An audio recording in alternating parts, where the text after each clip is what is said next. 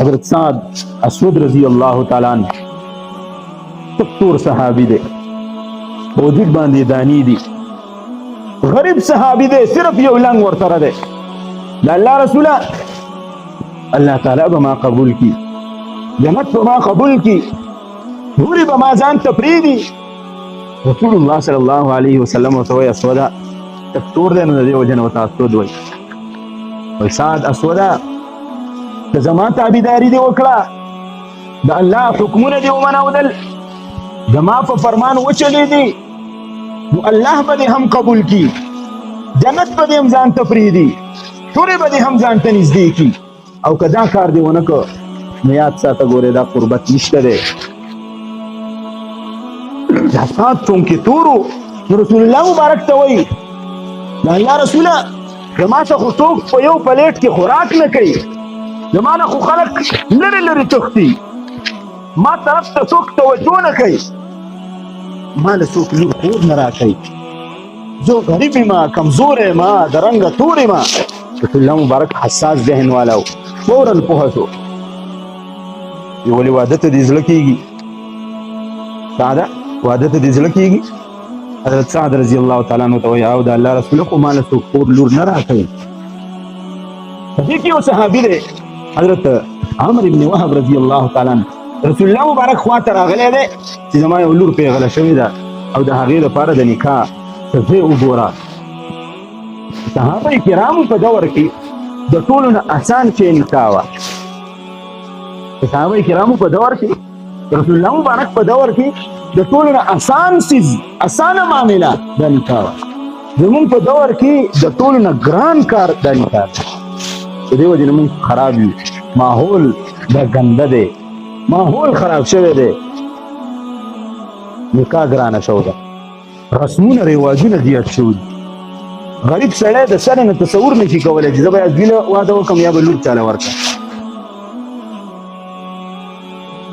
دغه صحابي حضرت سعد د عم ابن وهب رضی الله تعالی عنہ کور ته رسول الله مبارک لیږي، وایي لاړ شه هلته کې هغه ته ووایه چې زه رسول الله مبارک را لیږلی یم او ستا هغه لور ماله په نکاح باندې راکړه. دی چې یو لنګ یې اغوستی دی، یو فقیر ملنګ روان دی، دروازه ټکوي. عمر ابن وهب رضی الله تعالی عنہ راوځي، سره راغلی رسول الله مبارک ستا د لور د نکاح د پیغام دپاره را لیږلی یم. ښه خپل کور والا ته وي رسول الله مبارک یو صحابي را لیږلی ده، ورکوي ولا وایي نه ښه ته خو په دې چاو کې وګوره که نه، د ده پوزیشن خو وګوره که نه، زمونږ لور به د ده سره وخت تېر کړي او که نه. دغه کور والا یې ګوري په دې یو چاو کې چې کله یې دا وکته غټې دانې دي پې، د شکل نه تک تور دی، په وجود باندې لباس نشته دی، یو لنګ یې زوړ اغوستی دی، پیسې بینک بیلنس یې نشته دی، غټې شونډې دي او غټه پوزه یې ده. خپل خاوند ته وایي عمره څه ووایم که زمونږ دا لور د ده سره ګزران کړي، د ده سره ژوند تېر کړي. د رسول الله صلی الله علیه وسلم وینا په سر سترګو خو هسې نه چې سبا د دوی په منځ کې څه اختلاف راشي، څه مشکل دې ورته پېښ شي. دا خبرې لورې په کمره کې ناسته ده او اوري، فورا راووتله. وایي زه چې رسول الله صلی الله علیه وسلم زما دپاره کوم انتخاب کړی دی دا ماته د ډېرو ښکلو نه بهتر دی. دغه پلار یې راوځي عمر ابن وهب او سعد ته وایي لاړ شه ما درکړې ده او د رسول الله مبارک مجلس ته لاړ شه. سعد خوشحاله دی، د رسول الله صلی الله علیه وسلم مجلس ته راځي. رسول الله مبارک ته تپوس کوي څه دې وکړه؟ وایي اجازت راته میلاو شو. وایي ښه د مهر دپاره څه شته او که نه؟ الله رسوله مهر څه ته وایي؟ زما څه خو دغه یو لنګ دی، که دا په منځ دې مومه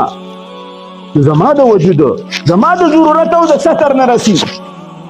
څه خو نور څه نشته دی. رسول الله مبارک مجلس کې یو سړی ناست دی، یو صحابي. رسول الله مبارک ورته وایي ستاسو کورونه دي؟ هغه ورته وایي دوه، خو یو به دله ورنکړي. د الله رسوله ولې به وله ورنکړم؟ هغه یو کور دقې صحابي له رسول الله مبارک ورکوي، دې ته به واده وکړي. پیسې شته چې خوراک بندوبست وکړي مهر هغې له ورکوي نه بلال شه 3 صحابه کرام ورته وښودل بلال شه د عثمان رضی الله تعالی عنه به 200 واخلي 200 درهم به د هغه نه واخلي 200 درهم به د حضرت عبدالرحمن ابن عوف رضی الله تعالی عنه واخلي او 200 درهم به زبیر نه واخلي دا صحابي لاړ 600 درهم شو دا ول درې ورکړه 600 درهم راوړل رسول الله مبارک ورته 200 درهم جدا کړ د هغې د صادر په دې پلو کې ورته وتړل دا لاړ شه دا ستا مهر شو دا 300 واخله بازار ته لاړ شه په دې باندې د ځان لپاره د خوراک څه واخله د کمرې لپاره سامان واخله د ضرورت او بیا راشه چې نکاح دې وکړو دا صحابي ځي بازار ته چې ځي نو بازار ته دوکان ته ورننوته اواز یې په غوږونو شو څوک आवाज کوي یا خلکا رسول الله صلی الله علیه وسلم د پلان کې جنگ د پاره وتلې ده او اعلان کړی دی چې د چا په کور کې د جنگ سامانی نو هغه په ما پسې راځي صحابي یو پیر دا आवाज واورید دې دکان کې ناشته د خپل واده سودا اخلي د خپل واده سامان اخلي په دویم ځل بیا دا आवाज واورید چې په دریم ځل आवाज واورید دا صحابي یا خود خپل واده د پاره سامان اخلي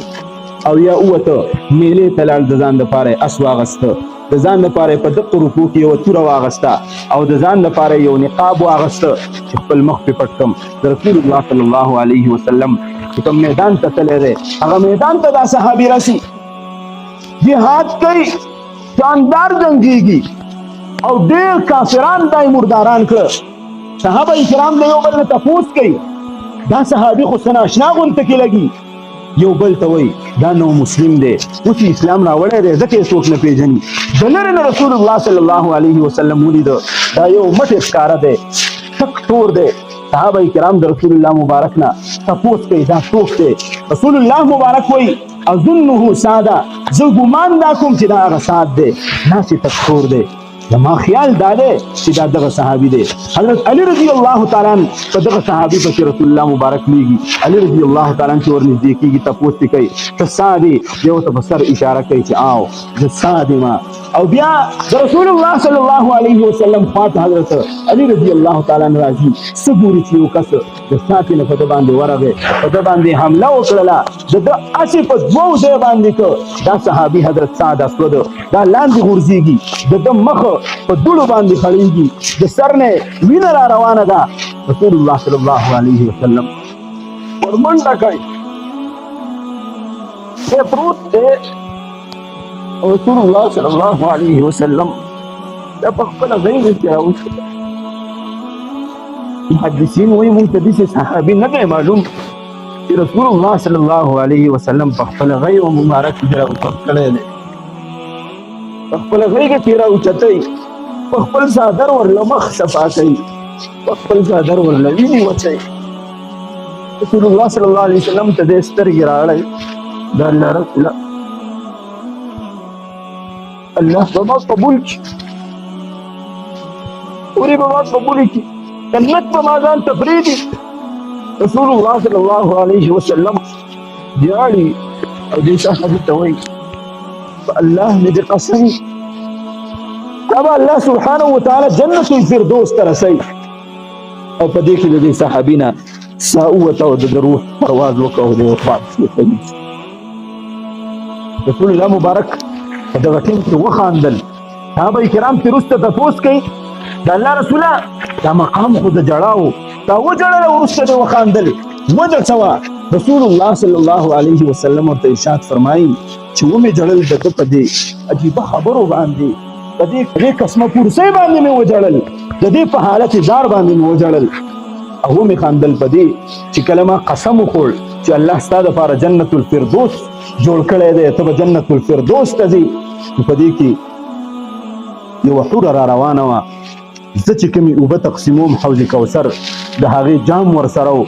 ده ته یې په زنکدن کې دغه جام نیوه ما له حیا راله چې کله مې دې حورې ته وکتل نو زه ځکه په خندا شوم دا و د صحابه کرامو غیرت یو طرف ته واده جوړ دی